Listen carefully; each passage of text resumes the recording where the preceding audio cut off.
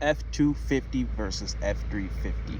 Which one should you get and why? And what I'm talking about is the F-250 versus F-350 single rear wheel configuration. Right now, we only have our F-350 single rear wheel next to our 450, but you can get a single rear wheel truck in the configuration of a 350 or 250. So why would you pick a 350 over a 250 or vice versa? So the main reason to get a 250 over a 350 is probably going to come down to cost and rating. So a 250 in the same configuration, everything else is the same.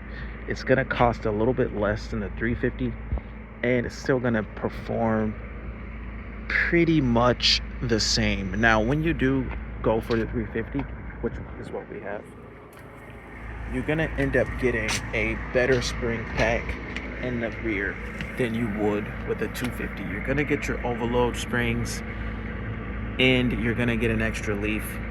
But from my experience, they kind of perform the same. You don't really, for me, I've been loading these trucks real heavy, and I haven't noticed that the 350 spring pack is that much better in actual practice than the 250 spring pack. Now, it is a different spring and it does have the overloads and all that. So, maybe it's just subjective, but I haven't noticed that much of a benefit. If this is better, it's very marginal. Uh, so there's that to consider. There are physical parts on the vehicle that are different with the 350.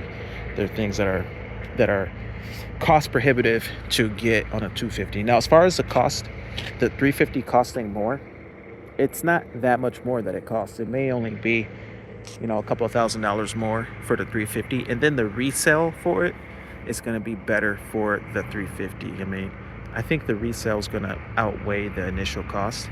Just if you're going to sell it, there's going to be people looking for those F350s, single rear wheel configuration. Now, as far as the ratings are concerned, a lot of people want to have higher ratings that the 350 can provide, but some people don't want that higher rating. So what can happen is this truck, being an F350 with the right trailer, can put it into a territory for business purposes that is not ideal. With our dump trailer, you get into CDL territory quicker with an F350. Now, this dump trailer is rated for 16,000 pounds. It's a real nice dump trailer to have. Because of the commercial axles and the commercial tires, you don't have the problems. You're breaking springs less. Your tires are more robust. They last a lot longer. You're moving weights way better.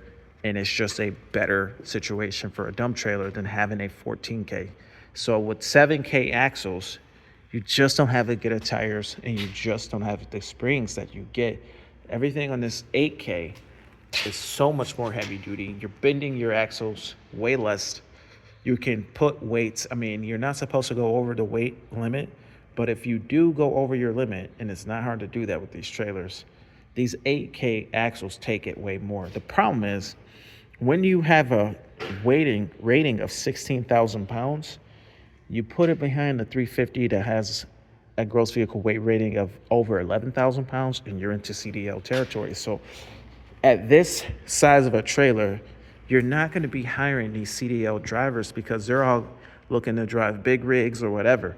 So going with the 350 might put the truck into a CDL territory. The combination, when you put the truck in a trailer, it put it over that 26,001 limit and put it into CDL, and it can cause some insurance issues. If there was ever an accident, then that could be called into question, is why did you have that CDL driver? You could just get pulled over and they could say, hey, this whole setup is CDL. You're out of service. You need to have someone with the CDL come and pick you up because you cannot do CDL towing.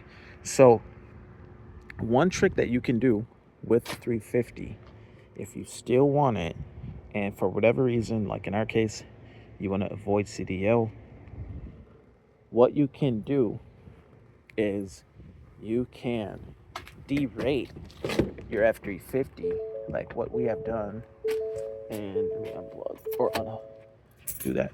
What we've done with our F-350 we've derated it. Now this is an option from Ford. You literally can just order it like this, and it's rated for the gross vehicle weight rating of a 250, 10,000 pounds. So it is derated down to be able to tow as much as possible without hitting CDL. It just works out better because now you can tow 16K and you can stay with under 26,000. You can stay under 26,001 pounds. Very interesting solution, because a dual 8K trailer setup is very common. Equipment trailer similar to that one, that's got 7K axles over there, but that 7K axle is not as robust as a 8K axle. The commercial tires, they give you these 17.5-inch tires, and they just take that load like a champ compared to the non-commercial tires. It's just a better experience having the commercial 8K axle. So that's why you would want a 250. Now you could get a 250 that has a package that has the gross vehicle weight rating over 10,000 pounds, and maybe it's got like 10, 8, or 11. So at the end of the day, you could get a 250 that's gonna have a trailer camper tow package or something on it that's probably going to give you the rear spring pack that the 350 has, and it's probably going to give you some other little things to be close to a 350 or have the same weight rating as a 350, but still have a 250 badge. So certain packages will give you the 350 components and still be a 250, or you can go for a 350, have those components, and derate it to have the ratings of a 250. Maybe can still retain some of that resale, maybe more so, but because you are a 350 and you have the spring pack, although in my experience it's not a game changer. I mean, it's probably a little bit nicer just because when I'm really at those heavy weights, I am on those overload springs, but at that point I'm squatting so much anyway that it's whatever. I'm kind of squatting like that anyway with the 250, and I never had an issue with the 250 spring pack. Maybe it's not a huge deal, maybe it is, but in my experience, I wouldn't say go and get that spring pack on the 250 or on the 350, because it's so much better than a 250. It's so it's gonna change the world. Now on the 450 pickup truck, doesn't have the same it doesn't have the same spring pack as a F450 cab chassis, but this spring pack that's back here is pretty noticeable difference. It's significantly better than what's on the 350 single rear wheel, although they look the same.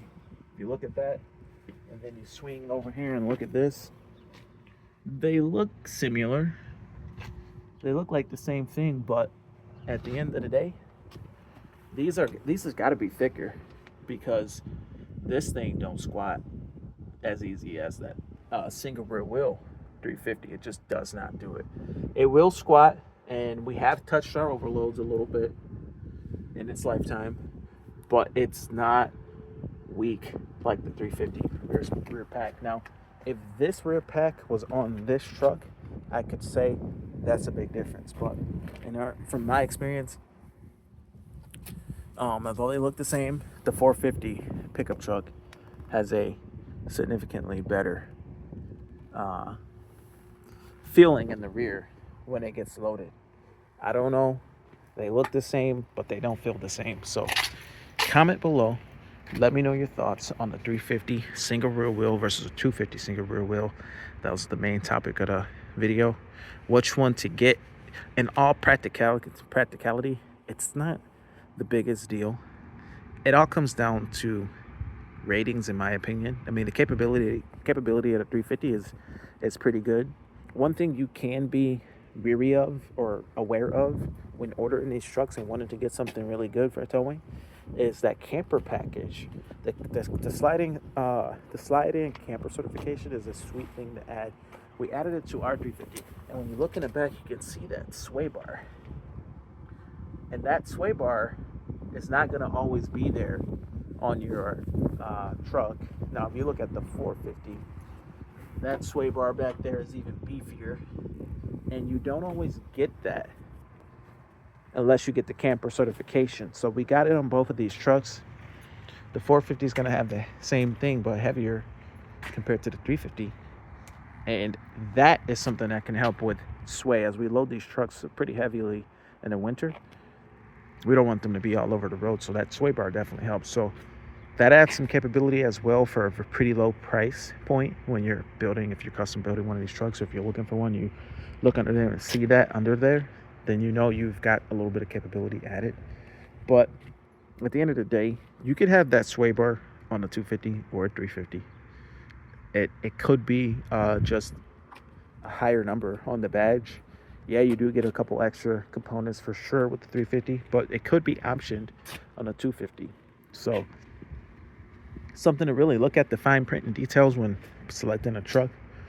350s probably a little bit safer to have some of those components, but not going to be like the end all be all. Now, when you get into the 450s and stuff, the 350 dually, I think you really see the improvement in the springs and all that. But anyway, my name is Sean. This is DS Trucks. Comment below. Thank you for watching. See you in the next video. Over and out.